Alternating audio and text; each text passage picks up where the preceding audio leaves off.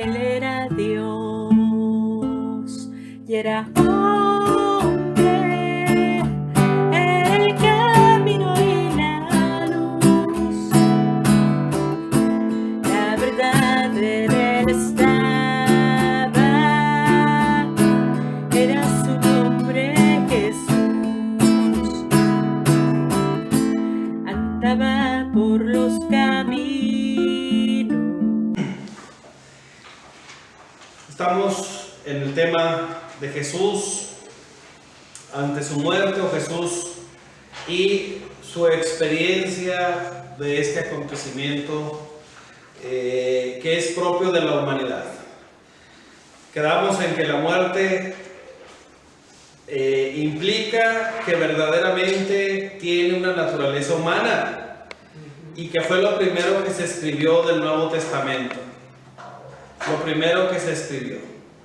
Una vez que escribieron sobre la muerte, pasión, muerte y resurrección, empezó a escribirse el resto de los evangelios, pero también el resto del Nuevo Testamento. Esta parte, estos relatos sobre la muerte de Jesús son los más antiguos de todo el Nuevo Testamento. Son los escritos más antiguos de todo el Nuevo Testamento. Y por ahí hay un relato, una tradición de San Pablo en 1 de Corintios, que va así: les he transmitido lo que a mi vez he recibido, que Jesús en los últimos días padeció, murió y resucitó. Y luego se apareció a Pedro y a otros apóstoles, a 72, y luego se me apareció a mí, que soy como un aborto. Entonces, esos versículos son los más antiguos de todo el Nuevo Testamento, ¿no? Nada más para que lo tomemos en cuenta. Pero igual es sobre la muerte de Jesús de Nazaret. Veíamos la sesión anterior algunos elementos. De todos pudiéramos dedicarnos semanas a estudiar la última cena, la oración del huerto, prendimiento, proceso y condena. O sea, de cada uno pudiéramos dedicarle muchísimo tiempo. Los mencionamos como parte del relato de la muerte. Es parte de lo que nos comparten los evangelios. Hoy nos habíamos quedado en lo que es el castigo y la muerte, el castigo y la muerte de Jesús, y lo que significa el silencio del sepulcro. En cuanto al castigo, en lo que alcanzamos a ver hoy, en los 2-3 minutitos que alcanzamos a ver de la película de la Pasión, vemos cómo hay cosas que nos deben de sorprender, que mantienen el relato de la muerte, ¿no? Cosas como que aún en medio de la persecución sabe hacer el bien. O sea, aún en medio de que lo están persiguiendo, acusando, prendiendo, él sabe hacer el bien y sabe defender la verdad. Sabe hacer el bien y sabe defender la verdad. Ahora sí, la verdad para él, la verdad que es él y la verdad que se manifiesta a los demás. Esta frase, por ejemplo, el que a hierro mata, a hierro muere, es una enseñanza que es consecuencia, por ejemplo, del sermón de la montaña, donde él dice: los pacíficos heredarán la tierra. O sea, parte de su enseñanza puesta compartiéndose en sus últimos momentos. O sea, hay algunos que a veces tenemos la tentación de pensar: híjole, en mi último momento, ¿qué voy a querer? Pensamos: no, pues una Coca-Cola, no, pues que unos tacos de asada, no, pues... Y empezamos con nuestras alucinaciones. Si hemos vivido esclavos del vientre, vamos a desear esas cosas cuando lleguen nuestros últimos días. Por ahí alguien decía que para vivir cualquier religión es buena y para morir nada más la católica. Martín Lutero. Por ahí alguien lo decía. Pero está equivocado. Para vivir hay que vivir en la religión católica, para morir donde sea. Así como que para ya una vez muerto, ¿qué importa? O sea, vamos a llegar a la muerte igual como vivimos. O sea, nuestra vida va a manifestarse igual. Si fuimos personas decentes, honradas, vamos a tener el privilegio de tener a nuestra familia y vamos a morir en nuestra cama y rodeados de los nuestros. Es una muerte de gente santa, de gente buena, de gente honesta, de personas justas. Entonces, la muerte no es diferente a como es la vida. Es exactamente una magnificación de lo que es la vida. O sea, es parte de la vida. Así, ¿cómo que va a ser parte de la vida? Sí. Y de acuerdo a cómo vivimos, es ahora sí como eso nos lo enseña Jesús. Él vivió haciendo el bien y en el momento en que se acerca su muerte, sigue haciendo el bien. Sigue haciendo el bien. A la hora que en esta película, que tiene un tono muy oscuro, al referirme a un tono oscuro es triste, medio cargado de sentimiento, buscando indicarnos de qué tamaño estuvo el acontecimiento. Pero nosotros tenemos que ubicarnos en estas chispitas o flashazos que nos presenta el director de esta película. O sea, ese momento que está viviendo es un momento que no es un accidente, ni es un error, ni es un mal cálculo, sino que es parte de su misma misión. O sea, está viendo los aspectos relevantes de su vida, los momentos, hay muchos momentos que presenta la película, ¿no? Presenta momentos de Jesús de Nazaret, momentos de nuestra Madre Santísima, momentos de María Magdalena, momentos de los discípulos. Más adelante habrá uno de esos momentos donde cómo cae a la hora de ir cargando la cruz y ella recuerda en la película, en la historia, en la narrativa de la película, cuando era un bebé, cuando era un niño y le daba miedo que se fuera a caer porque corría muy aprisa. O sea, ser capaces de visualizar, o sea, lo que está viviendo no es algo ajeno a su vida, sino es exactamente la consecuencia lógica de una vida como esa. O sea, una vida llena de amor no puede acabar más que siendo expresada en una muerte llena de amor. Una vida llena de justicia, llena de verdad, obvio, va a manifestarnos esa generosidad también en el momento de la entrega. O sea, no está por la violencia, no está, o sea, renuncia a cualquiera de estas formas de escapar de lo que él considera lo más importante de su vida. Los antiguos tenían, si daban su palabra, déjame ir a despedirme de mi familia, me voy a venir y me voy a entregar, y les daban la oportunidad y la gente lo hacía. O sea, las personas eran capaces de decir, ahorita me voy, pero te doy mi palabra, me comprometo a regresar y traer lo que tengo que traer.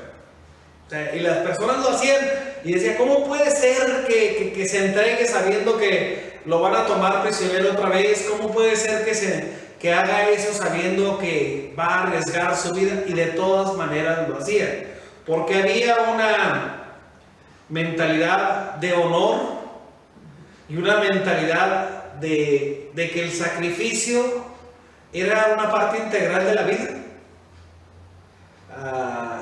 El honor, el deber, el sacrificio eran coordenadas básicas de la vida. Decía Tomás de Kempis en el siglo VIII, él escribió un librito que se llama La Imitación de Cristo, muy famoso en cualquier casa de formación, en el catecismo, en todas partes está Tomás de Kempis. precisamente de antes de construir al religioso, a la religiosa, hay que destruir el ego, el orgullo.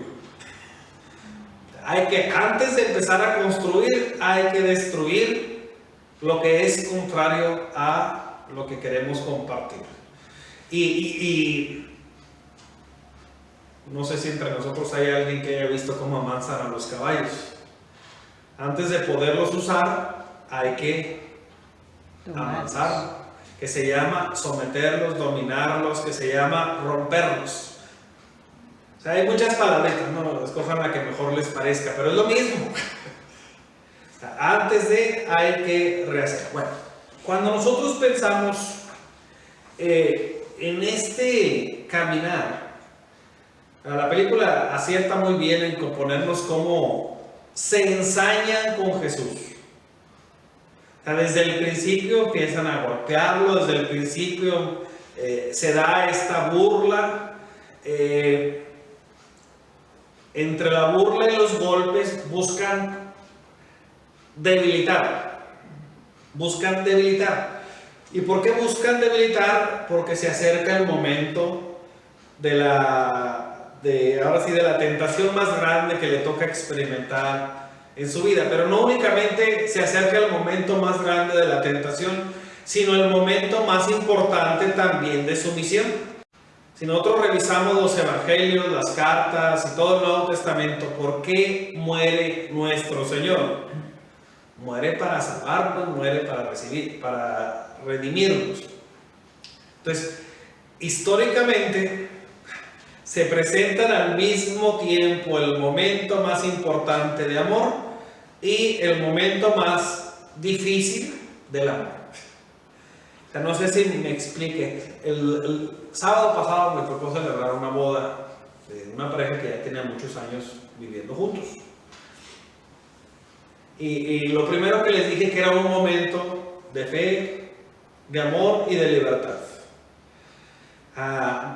Y que era un momento para valientes aunque les haya tomado tiempo. O sea, que era un momento para valientes.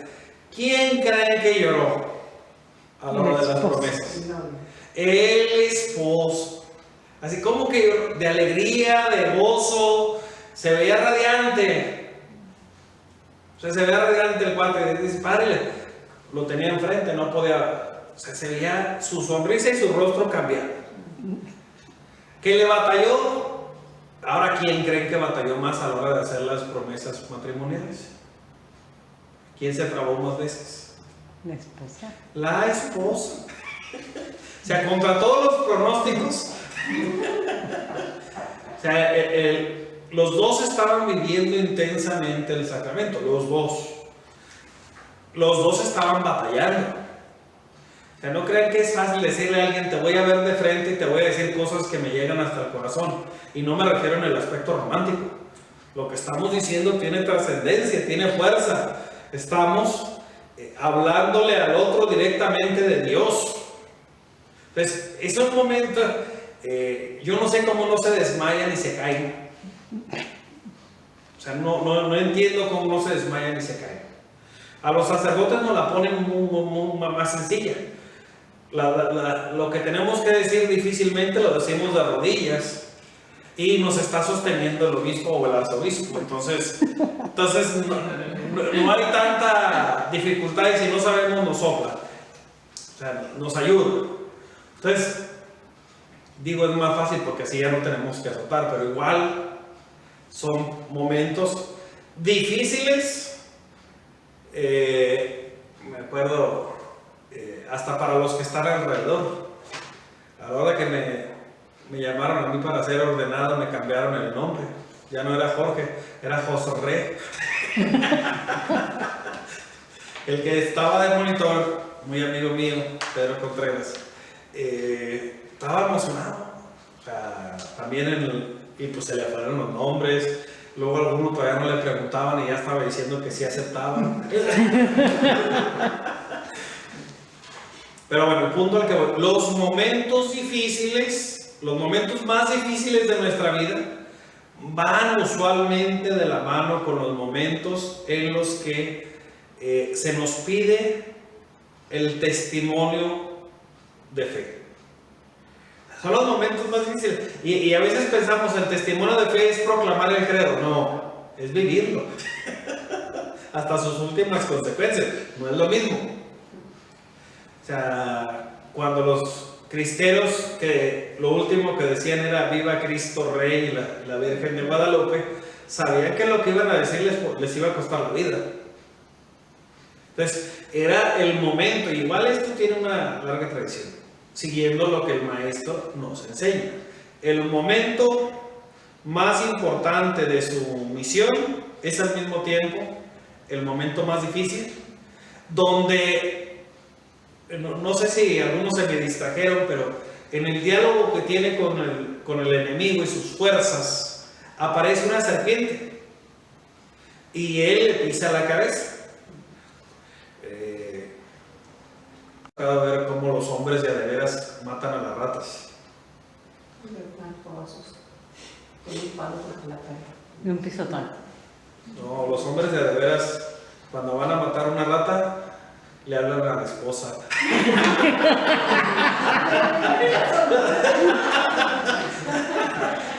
Y luego salen con que es que me da asco, es que no lo soporto, es que algunos tenemos problemas. A mí me ha tocado matar varias ratas, pero pues porque no le puedo hablar a la esposa para que lo haga. Entonces, y luego me agarran siempre solo, entonces me ha tocado. En mi vida he matado como unas 4 o 5. Todas de pisotón. Para eso existen las ratoneras, padre. No. Cuando te salen de frente no hay tiempo para la ratonera. No hay tiempo para la ratonera. Se les ponen unos cuadritos ¿No y has se secan. no has visto los videos de las ratas karatecas y ninjas que hay ahorita? O sea, brincan 2 vueltas en el aire, muerden, rasguñan. O sea, no se puede. El detalle cuando va a matar una rata. Me ha tocado matar ratas, me ha tocado matar tarántulas, alacranes, sin querer. Culebras no me ha tocado, a mí. Pero igual, cuando va uno a matar a este tipo de animales, no llega uno, no puede estar uno con la duda. Porque si uno manifiesta miedo o duda, lo van a morder a uno, lo van a picar, cualquiera de estas cosas. Sobre todo los alacranes. O sea, no puede uno manifestar duda. O sea, en la película, ahora que se ve que mata a la serpiente, estamos hablando de un lenguaje, la imagen y todo eso es un lenguaje simbólico. Su decisión de no dejarse vencer por todo lo que implica en nuestra cosmovisión, no dejarse vencer. Cuando alguien tiene la determinación de no dejarse vencer, se lucha más fuerte contra esa persona. Y entonces busca uno golpearlo por donde se puede golpear. A todas las personas de fe, a todas las personas que están en ese camino de seguir, de escuchar primero y de seguir a Jesús, lo primero que San Agustín le recomendaba y lo recomienda es prepárate para la batalla. Una vez que decides, prepárate para la batalla, porque van a empezar. En el Siracide, prepárate para. Sí, pero San Agustín dice que es como un servicio militar, dice que hay que hacer ejercicio, que hay que hacer penitencia, que hay que hacer oración, que todas las cosas que recomienda. Entonces, el punto, si es el Siracide el que dice, de ahí lo retoma San Agustín. Pero yo el que me acordé ahorita es de San Agustín, la vida es como un servicio militar. Si yo le digo a alguien que no va a haber luchas, que no va a haber batallas, eso dice San Agustín, cargo con su caridad. Ahorita el mundo envalentó a Ucrania. Pégale al grandote, tú puedes. Para los que nos hemos peleado, hemos escuchado muchas veces estas palabras. Tú puedes, dale. ¿Y cuál? Nomás querían que te dieran a ti. Entonces, no es, ni es honorable, ni es de hombres, ni es de personas, el mandar a otro al suplicio sin que esté preparado. O sea, no se puede mandar a alguien y no decirle. Entonces, una vez que uno manifiesta su decisión van a empezar estos ataques. A quien no le podemos pegar de frente, buscamos cómo pegarle de lado. Aunque los códigos viriles dicen que no nunca por la espalda y nunca al caído. Pero el punto al que voy. Una vez que él toma esta determinación, se ensaña las fuerzas del mal contra él. Porque los inseguros ven la seguridad como un reto. Los inseguros ven la seguridad como algo que los atormenta, que los molesta, que los fastidia. Eso es lo que experimenta el Señor. Él no tiene dudas de lo que va a hacer. Sabe que se va a entregar por amor, sabe renunciar, y esto ya lo veíamos cuando veíamos el tema de las tentaciones. Sabe cortar en seco, no dialoga con la tentación. Lo corta de raíz. De raíz. Y cuando hacemos esto, entonces empezamos a experimentar estas, ahora sí, fuerzas en nuestra contra. Es lo que él experimenta. Pero él no pierde de vista quién es. Como hijo de Dios, a la hora que mata a la serpiente, digo, está ahí representada, no, esto no aparece en los evangelios, Es una licencia literaria que se da el director de la película. Una licencia literaria es algo que se usa para ampliar el espectro visual. O sea, el impacto es para dramatizar, es para meter en esta dinámica, ¿no? Entonces, pero nos ayuda a comprender históricamente también cómo vivió este momento. Una vez que se ensañan contra él, las preocupaciones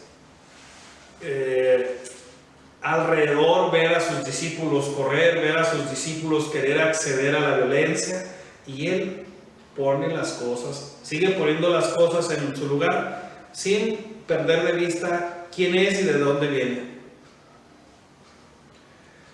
Cuando algunos experimentan crisis emocionales, luego les da por irse a donde esas crisis se multiplican, o sea, donde se van a hacer más grandes.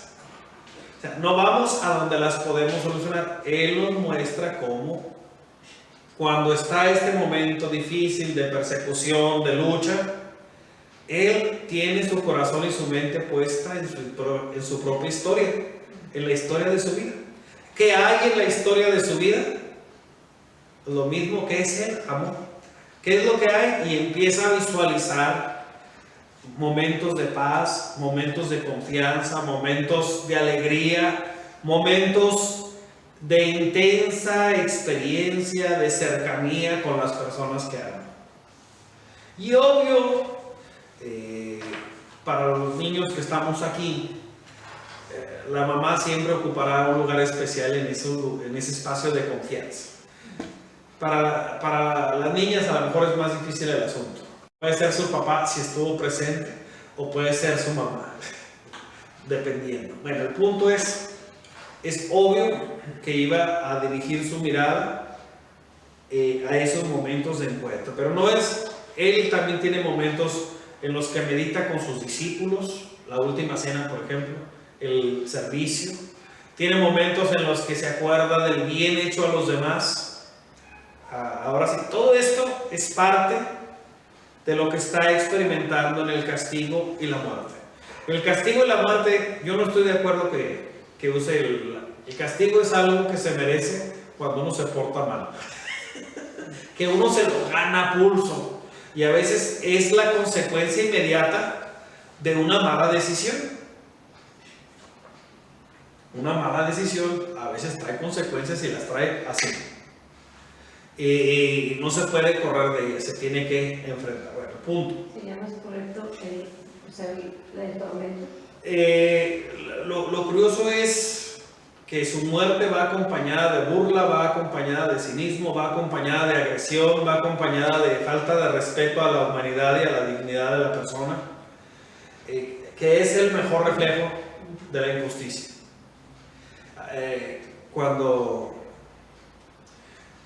Aunque me meta en problemas, no le hace. Un trabajador de repente repente le toca ir al seguro y le toca enfermarse y pedir su incapacidad, los primeros 3 días nadie se los paga. Dice uno, ¿son incapacidad o no son incapacidad los primeros 3 días? Por lo general es lo más necesitado. Pero ¿son o no son? Si el papel dice que me están dando 6 días de incapacidad y no es voluntario, se supone que me deben de pagar 6 días. Y luego empiezan con los descuentos. Nada más te paga el 60% si no es accidente de trabajo, no, si no es enfermedad relacionada directamente con el trabajo. Ya le descontaron 3 días y luego le descuentan otro 40%. Usualmente dicen, y no es porque defienda a los patrones. A los patrones se les cobra casi lo mismo que lo que le entregan al trabajador, se lo cobran al patrón de impuestos. O sea, casi lo mismo. Diciendo, ¿cómo lo mismo? Sí. Y a la hora que toca que se lo devuelvan al trabajador, ¿cuánto le llega? El 60, el 40, el 35. Diciendo, caray, ¿cómo está eso? O sea, ¿cómo está la mecánica? Eso llamamos nosotros una estructura injusta. Es una estructura injusta. Estaba un senador en Estados Unidos alegando con un grupo una representante del grupo que se llama paternidad programada o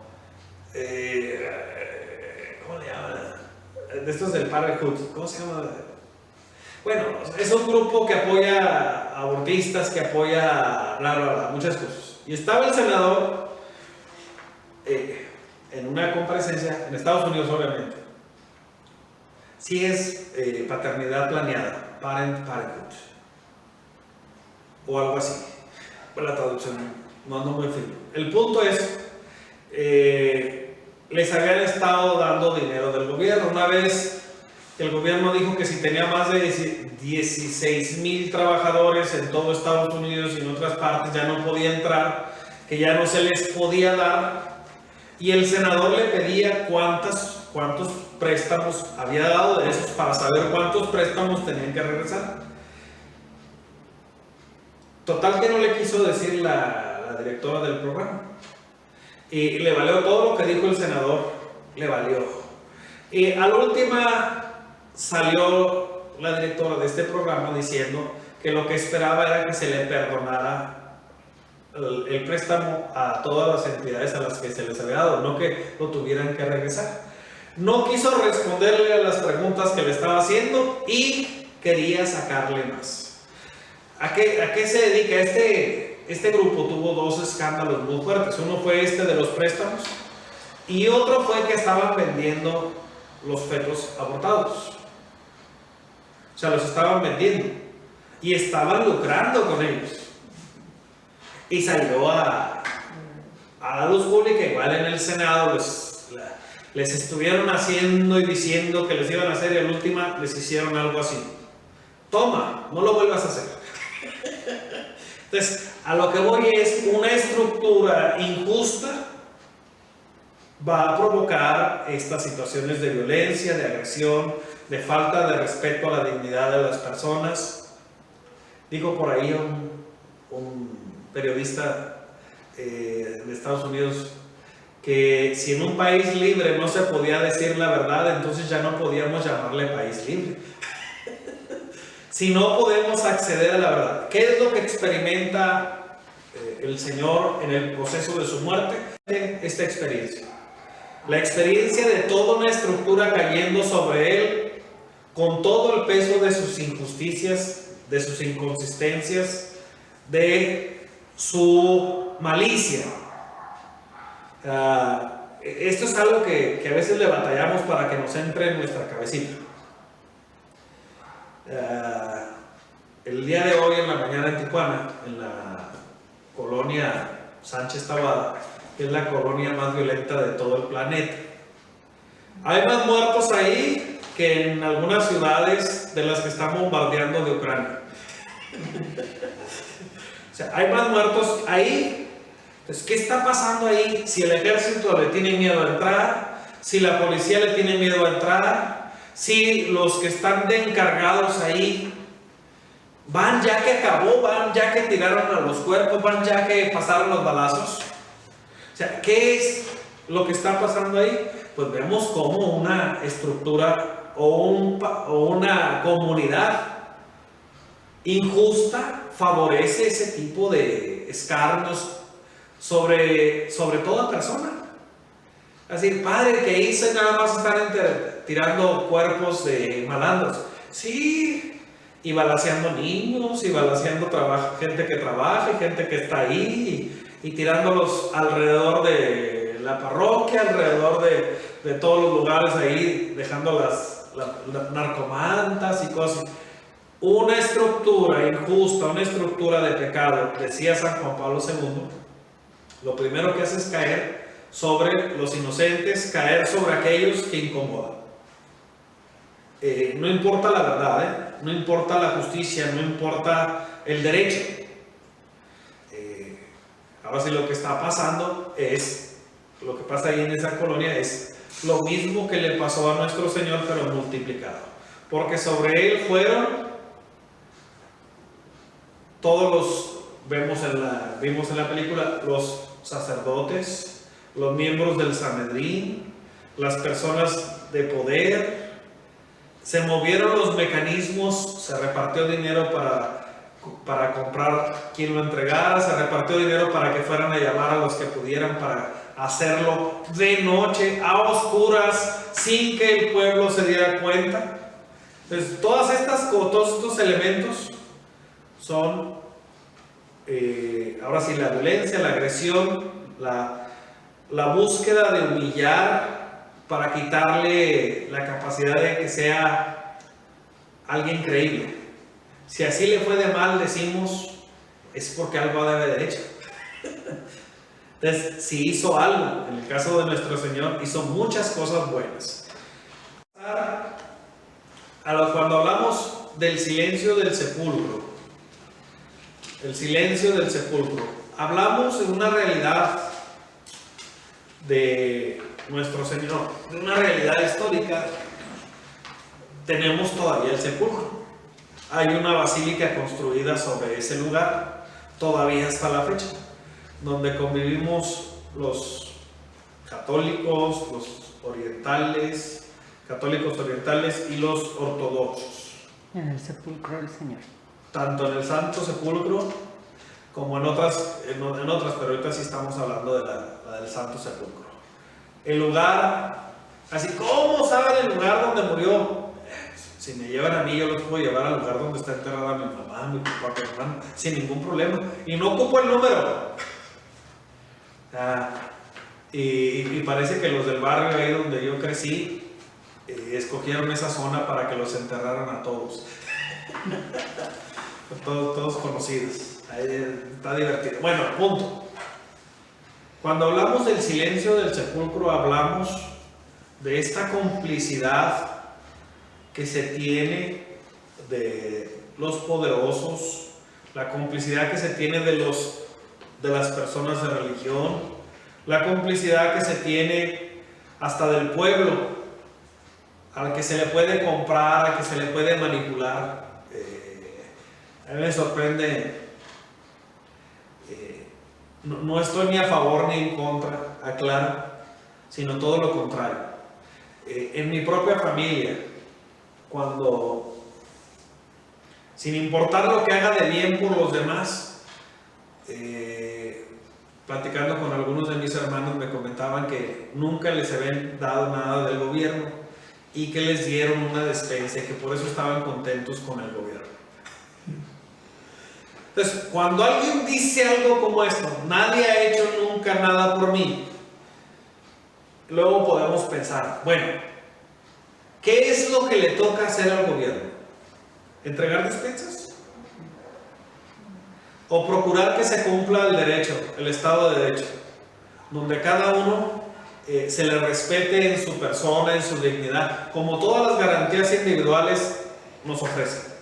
¿Qué es lo que le toca? No le toca andar haciendo esto. le toca poner condiciones para que no se ocupe nadie que necesite una despensa. Hoy se publicó que en México era el país donde se tenía la gasolina más barata. Se puso Alemania, Francia, Canadá, Estados Unidos, España y Brasil también. Y la más baja en efecto era la gasolina en México, de estos países que se puso ahí. ¿Cuál es el problema? Que nos pusieron todos los países. Todos esos países, ¿qué es lo que tienen esos países que no tenemos aquí? Bueno, el más alto recibe un salario de 1.600 euros mensuales. El más alto. El salario mínimo, 1.600 euros, son como $2,000. ¿Quién creen que es el que tenía el salario mínimo más bajo? México. Eso no venía en la lista. O sea, sí está más del doble en Alemania, pero con lo que ganan, ellos pueden pagar 60 litros, 60, 80, 200 litros de gasolina. La diferencia es que el mexicano solamente con el salario mínimo puede pagar 5.91 litros. Entonces, no me acuerdo si eran litros a galones para no echar mentiras. Me imagino que eran litros. El punto es, a la hora que presentamos esa situación, pues debemos de presentarla con verdad. La complicidad hace callar las voces. La complicidad busca rodear de silencio a cualquiera que cause molestias. A mí me sorprende ahorita muchos reporteros hablando de que no van a permitir que ningún país cambie el status quo. ¿Quo significa dejar las cosas como están? No le muevas, no le cambies, no hagas olas. Si te mueves no sales en la foto, decían los antiguos políticos mexicanos. Entonces, esta complicidad, este silencio busca aplastar cualquier idea, cualquier principio, cualquier criterio que se pueda tener. Y esto pasa en muchos aspectos.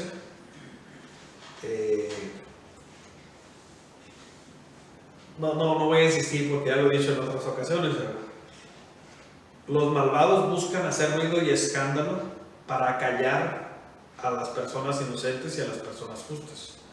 Esto de las narcomantas, esto de aventar partes del cuerpo de un lado y partes del cuerpo al otro lado, lo que está buscando es que nadie se atreva a levantar la voz, a que nadie diga absolutamente nada. Eso es lo que se está buscando.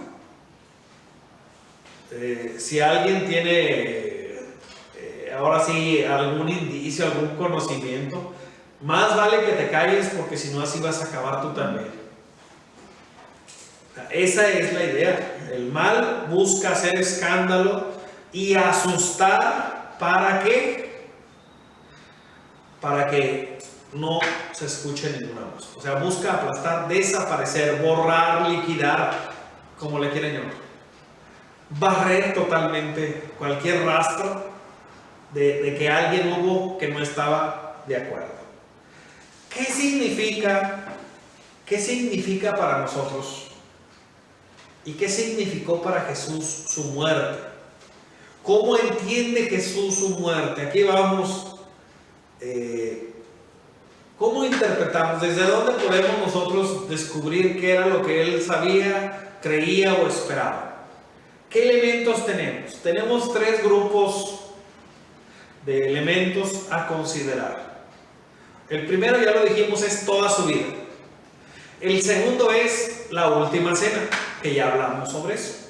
Y el tercer elemento que tenemos es cómo vivió su experiencia en la cruz. ¿Cómo vive su experiencia en la cruz? ¿Qué pasa en la cruz? Y ahí tenemos las fabulosas 7 palabras de la cruz, que hacen un resumen de toda su vida y también de cómo está experimentando en todos sus sentidos la muerte. Ahora bien, si les pregunto, Jesús histórico, ¿tuvo conciencia de para qué estaba muriendo, por qué estaba muriendo? Sí. Yo creo que sí. Pues sí. Yo digo. Si no, ¿para qué te mueres a lo así? Iba a decir una palabra.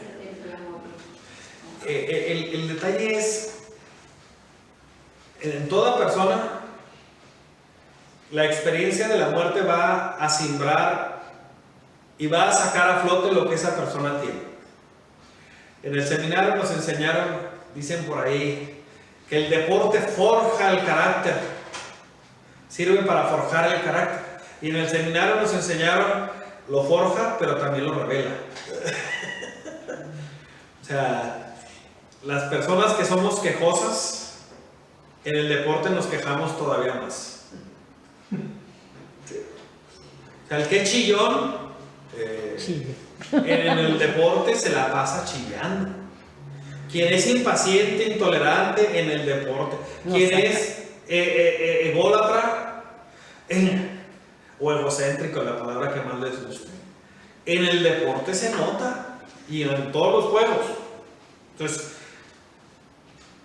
en esta dinámica o en esta situación, cuando nosotros pensamos en la muerte de cada uno de nosotros, también se manifiesta de qué estamos hechos. Y no entendiendo la muerte únicamente como el momento, tiempo de muerte a las 10:22. No, mi hermano, tú te empezaste a morir desde las 8 de la noche. Te acabaste de morir hasta las 10:22. El proceso de la muerte no es el instante donde nos dan el banderazo y tu tiempo se acabó. No. No funciona así, no es así.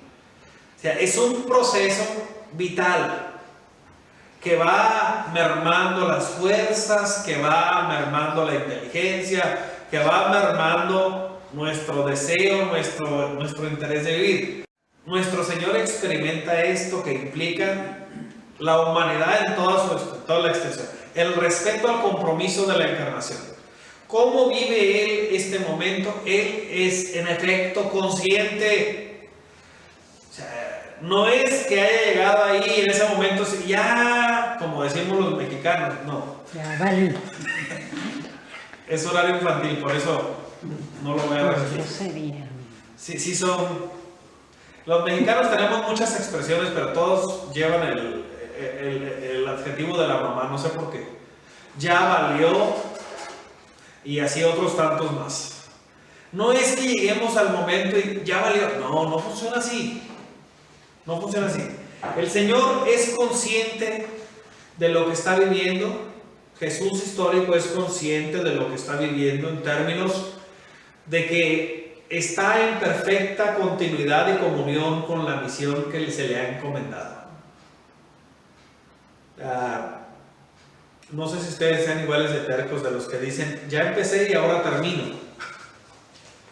O a menos que no pueda levantarme, no me van a ver ahí. Entonces, ya lo empecé y lo voy a ver, lo voy a llevar a su conclusión. Habemos personas que tenemos este tipo de, espero yo y todos, de sana convicción para hacer las cosas que empezamos. Haciendo un paréntesis, llevé a mis 2 perros a desparasitar en días pasados. Y me sorprendió la persecución que tuve que experimentar. Ya los operó, ya los castró, ya los esterilizó. Y dije, bueno, ¿qué traen? Yo quiero que mis perros tengan perritos. Pero luego, ¿qué va a hacer con ellos? Tengo 3 tandas ya regaladas. Bajo la promesa de que puedan nacer. O sea, hay gente en fila. Y algunos hasta usando influencias, uno de mis hermanos. Cuando le dije que ya tenía la primera tanda regalada, me dijo, sí, pero yo soy tu hermana mayor, así es. Búscame un espacio. Entonces, a lo que voy es, cuando nosotros pensamos en la vida de Jesús, nuestro Señor, en la vida de Jesús histórico, tenemos que pensar en una vida dada y donada totalmente. O sea, ofrecida totalmente, consagrada totalmente a su misión.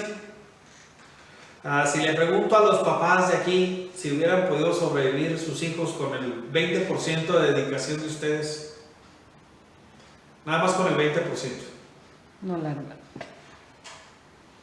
nada más con el 30%, nada más con el 100%. Así no, con el 100 yo creo que sí, ni con el 100 tuvieron que aplicarle a veces el 110, a veces el 120, a veces yo pienso, nada más en mi mamá. 25 horas al día y horas extras. No, me imagino a mi mamá, yo era muy enfermizo de chico. Ahora soy delicado, pero en ese tiempo era enfermizo. Y ya traía una cosa y luego lo peor es que no era así de que me las inventara, pues. Me duelen las anginas, ¿por qué? Luego me revisaban y ya tenía cerrado el cuello. Y luego si no eran las anginas eran los oídos. Y yo, ya no escucho nada de este lado y que traes una pelota adentro. Entonces, me imagino en este caso mi mamá las noches que tuvo que pasar ahí a un lado, porque de repente era alguien muy fogoso, 38, 39 de temperatura, 40. Y ya estaba con las toallas y al pendiente, ¿no? Entonces, eso no es el 100%, eso no es el 100%. Estamos hablando de que las horas extras, horas en que tenía que dormir, ahí estaba hablando. Entonces, cuando pensamos en esto, ahora multiplíquenlo en lo que hace Jesús de Nazaret.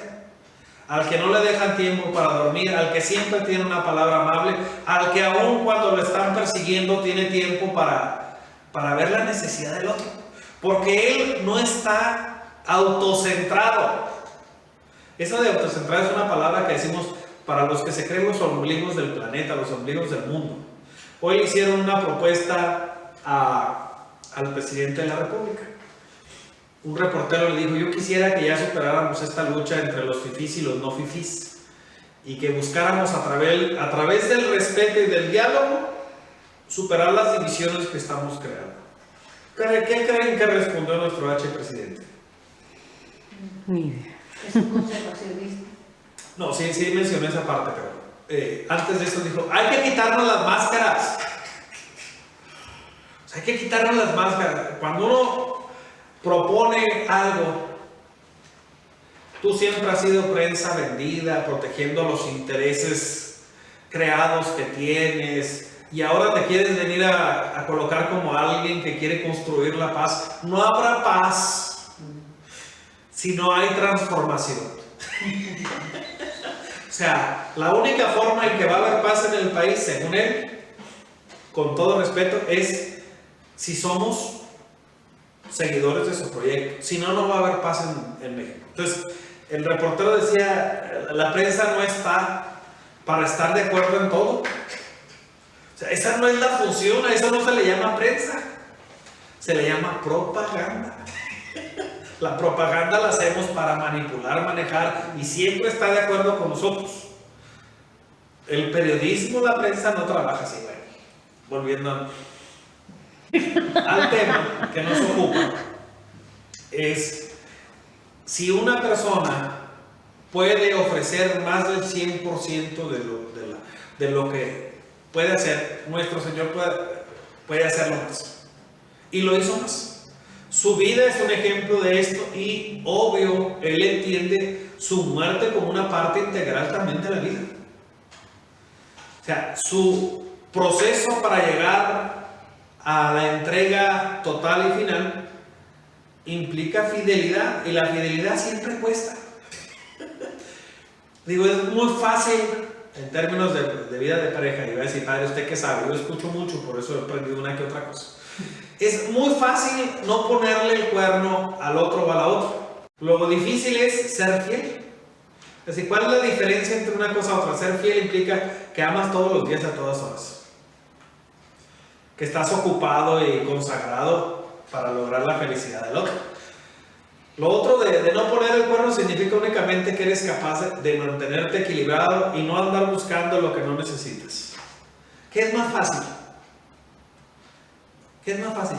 No, dejar de hacer el mal o hacer el bien y invertirnos en hacer el bien. Obvio que es más difícil estar invertidos.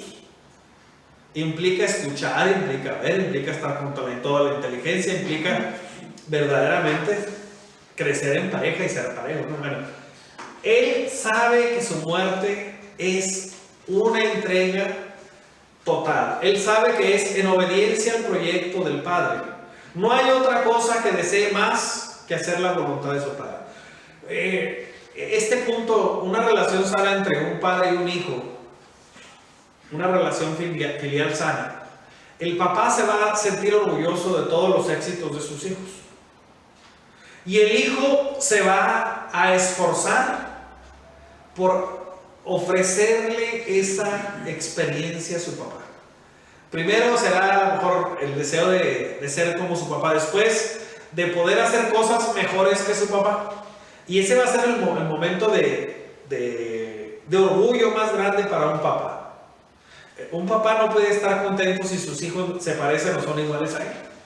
Solo puede estar contento si sus hijos son mejores, porque él ya les puso una medida más alta. Entonces, en esta dinámica de una relación filial, padre-hijo, es obvio que el deseo más grande de Jesús histórico es realizar la voluntad de su Padre, realizar el proyecto de su Padre. Si uno renuncia a sí mismo, uno hace maravillas, y Él es el que ha hecho esta consagración, esta entrega total. ¿Cómo afronta Jesús la muerte? Con valor. No, bueno, le costó, pero pues sí. Si no cuesta, entonces no hay valor. Pues sí, tuvo valor. Entonces, si a mí me dicen, padre, si usted se queda dormido todos los días, se va a ganar el paraíso, va a decir, felicidades, ya pasó lo que yo quería. Así, ¿por qué dice eso, padre? Porque me encanta dormir en la mañana. Ajá. El único día que no puedo dormir en la mañana es el día de descanso. No se burle. Todos los días de trabajo es una batalla. Es una batalla. Y me he levantado a veces a las 4:30, otras veces a las 5. En varios celebraba las misas religiosas a las 6, entonces me tenía que levantar a las 5:30. Hubo un tiempo que iban a dar de 5 a 6 de la mañana porque era el horario que podía. Y me levantaba a las 4:30. O sea, no es. Pero decir, padre, ¿le gusta? No, no me gusta. ¿Le cuesta? Sí, me cuesta. ¿Se lo van a tomar en cuenta como un sacrificio cuando llegue al paraíso? Sí.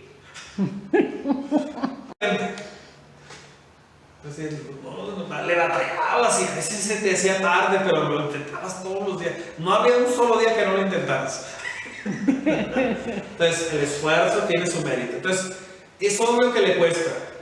Es obvio que tiene que vencerse. Y vencernos a nosotros mismos implica tener esta capacidad, aunque nos cueste, de hacer las cosas.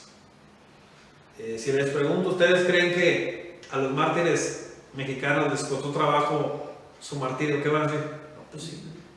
Y por ahí pienso yo en San José Sánchez del Río, un adolescente, un niño, capaz de vencer el miedo, capaz de vencer la traición de parte de su padrino, porque es su padrino el que lo entrega. Pues esto cuesta y se batalla y todo lo que nos está emocionando. Él es capaz de llevar a plenitud sus fuerzas y sus posibilidades. Se ocupa mucha fuerza para esta entrega. A veces pensamos que se ocupa mucha debilidad o fragilidad o sensibilidad. Sí se ocupa. Si no hay eso, después no hay fuerza. La fuerza va desarrollándose en todos los ámbitos, psicológico, espiritual, material, en todos los sentidos. Él tiene claro, él afronta su muerte como cualquier ser humano, con la diferencia de su capacidad, de su fuerza como hijo de Dios, en el sentido no de poder, sino en el sentido de humildad y sencillez. sea, la fuerza más grande no la tiene el que es más fuerte, válgame la expresión. La potencia más grande la tiene aquel que sabe quién es y que además se ha preparado para ese momento. Se ha preparado para ese momento. A la muerte, amando, pidiendo, intercediendo, bendiciendo y realizando un acto supremo de donación. Ahí dices, ¿cómo termina o cómo afronta su muerte igual como afrontó su vida? O sea, con la misma intensidad, con la misma generosidad, con la misma apertura, con la misma valentía, con la misma convicción. Perdonando, intercediendo, pidiendo por el otro y todavía buscando la salvación de los dos que tenía ahí. Tuvo 50% de efectividad nada más. Y el otro no sabemos, no tenemos garantía. De uno sí tenemos garantía. Ya habíamos hablado un poco de esto. La muerte de Jesús fue o no fue causada por un movimiento político o por un conflicto político. Pues los dos tuvieron que ver. Curiosamente, sí hay un conflicto político, pero no fue causada la muerte por el conflicto político. No son los políticos los que lo persiguen, los que sobornan, los que corrompen, no fueron los políticos, no digo que no lo hagan. Pero la gente religiosa, la gente buena, la gente que se la daba de buena y de religiosa, los que hacen todo esto. O sea, es más grave el asunto. O sea, si alguien que se dedica a hacer mal o hace cosas malas, pues como quiera decimos, se esperaba. No lo esperamos. Pero cuando los buenos no hacen nada o hacen mal, nos preocupa, porque entonces hablamos de otra situación. En efecto, no fue un conflicto político el que lo lleva. Sí se involucra el aspecto político, sí se involucra dentro de la problemática, obvio, pero no solo es un conflicto religioso, es un conflicto de gente de fe, lo que conlleva. Bueno, ¿qué hemos ganado nosotros con la muerte de Jesús? Uy. Se escucha feo, pero es la verdad. ¿Qué nos ha comprado su sangre? Su sacrificio. La redención. Primero la redención, que a veces queda en términos muy abstractos. ¿Qué es la redención? A veces nos queda muy así. Retener otra vez los derechos de estar. Pero nosotros ya nunca experimentamos esos derechos. Experimentamos si las no lo consecuencias negativas. Experimentamos las consecuencias negativas. Llámese concupiscencia, llámese inclinación al mal, llámese todo esto. Y no digo que no sea cierto lo que dijo es cierto. El nuevo Adán nos ofrece la calidad y la dignidad de los hijos de Dios, porque somos hijos en el Hijo.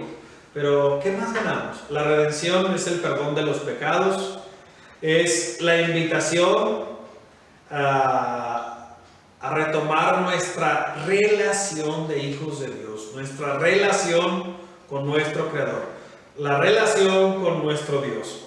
Eso es la redención, Tener el acceso no por derecho, sino por gracia, porque ya no es derecho. Estaba discutiendo hace rato con un niño que su hermano no tenía derecho a burlarse de él cuando le ganaba en el PlayStation. Y me llamó la atención la forma en la que decía, ¿cómo que? Y yo obviamente pregunté, ¿por qué no tiene derecho? Es tu hermano, ¿no? Sí, pero a mí me duele que se burle de mí cuando me gana. Entonces, no es un derecho, es una gracia lo que se nos otorga.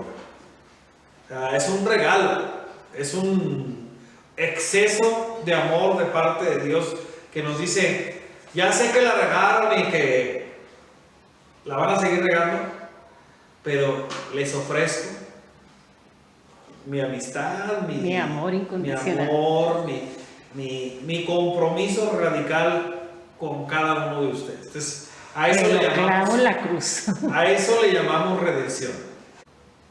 Primero, Jesús con su muerte nos da a nosotros una imagen real de Dios. La imagen que se tenía era de un Dios castigador, de un Dios cruel y despiadado. La imagen que Él nos da es de un Dios amoroso, misericordioso. El Hijo se entrega al Padre y no es un Padre desobligado ni malandro. Ofrece a su Hijo por el rescate de nosotros. O sea, porque a veces pensamos que es un Dios malvado y por eso, ¿qué padre puede entregar a su Hijo? El Padre que ama verdaderamente a su Hijo es el que lo entrega. El que sí sabe amar es el que sí sabe ofrecer, entregar. De ese nivel, o sea, nos da una visión, una concepción adecuada de Dios. No es el malandro, el cruel y despiadado, es el Padre misericordioso. Es el Hijo de Dios encarnado que es capaz de decir, bien valen lo que les estoy ofreciendo. Aunque les vale. No vamos a entrar en eso ahorita. Con su muerte también nos libra de las diferencias humanas. O sea, ya no hay esclavos o libres, ya no hay hombre o mujer, ya no hay niño, viuda. Hay redimidos, hijos de Dios, con toda la misma dignidad. Cuando pensamos en por qué el cristianismo ha tenido un impacto tan profundo en la cultura, que a veces no reconocemos, vámonos a vivir a los países musulmanes para que vean lo que es amar a Dios en tierra ajena, y las libertades y las condiciones, y cómo viven en algunas partes como si todavía estuvieran hace 10,000 años. Y ahí tenemos eso también en México, donde le pueden vender a una niña por una caja de sodas. Así, ¡ay, padre! Y a un niño también. Dice, ¿cómo que le pueden vender a alguien por una caja de sodas? Sí. Llega uno y te ofrezco una caja de sodas por uno por otro. Entonces, todavía donde el cristianismo no ha llegado, pues a lo mejor no hemos descubierto ese respeto a la dignidad que se merece y todo lo que conlleva. Pero bueno, nos ha ganado, nos libra de las diferencias humanas. Otra cosa importante, nos libera del temor y de la muerte. Es algo de aquí. Algunos de nosotros todavía tenemos miedo a morirnos. Yo suelo decir que el día que Dios quiera, yo espero estar preparado ese día. No voy a pedir 2 semanas de espera para tomar la decisión. O sea, hay que estar listo. Y una vez que uno está listo, uno no debe por qué tener miedo. Es decir, ay, padre, es que no le ha pasado nada. Yo quisiera ver a algunos de ustedes, ya lo he contado antes, alguien que me ofreció cocaína y que lo vi en primera fila y que le dije, ahí en el templo, aquí en el templo, que un pastor no le tenía miedo ni a los perros, ni a los lobos, ni a los chacales. O sea, decir, padre, ¿no le daba miedo? Me daba más miedo no decírselo. Me daba más miedo no decir lo que en conciencia, de acuerdo a la voluntad de Dios, interpreto que es la verdad. O sea, me daba más miedo no decir, padre, ¿a qué le tiene miedo? A perder a Dios. Nada más. La gracia. Perder a Dios. Es perder la gracia. Sí, pero es una relación personal. Cuando hablamos de la gracia, hablamos de un regalo que no alcanzamos a visualizar. La gracia es la relación con Dios. Esa es la gracia. Y cuando decimos la doctrina de qué es lo más importante de la doctrina de Jesús, Jesús. O sea, no hay nada más importante. Entonces, nos libera del temor y de la muerte. Lo decimos todos los domingos. Porque has vencido la muerte y nos has compartido tu vida inmortal. O sea, tenemos una apertura a la trascendencia, a gozar de Dios, todas estas cosas. Nos ha librado también de la esclavitud de la ley. ¿Cómo nos libera la muerte de Jesús de la esclavitud de la ley, dándonos el Espíritu Santo. Es el Espíritu, el abogado, el consolador, el paráclito, el que nos ayuda a superar esta esclavitud de la ley. Por último, nos libera del pecado. ¿Cuál pecado? El pecado más grave, que es el de querer caminar sin Dios. Es el pecado de Adán y Eva, ¿no? El libro del Génesis es arquetípico, es un modelo. ¿Cuál es el pecado? Querer ser como Dios sin Dios. Y Él nos ayuda a ser como Dios siendo humanos, recuperando nuestra dignidad humana, recuperando el valor de cada persona. Entonces, es el pecado con mayúscula. O sea, el pecado, hamartía es la palabra que usan los hebreos, o usaban. Y decir, los hebreos solo usaban, no es hebreo. Y creo que es la palabra que usan en griego para traducir la palabra hebrea. Entonces, el punto es, nos libera del pecado. ¿Cuál pecado? El pecado con mayúscula, que es alejarnos, no reconocer la relación que tenemos con Dios, no reconocer a Dios en nuestra vida y querer caminar sin Dios. Muy bien. ¿Alguna pregunta, duda o queja?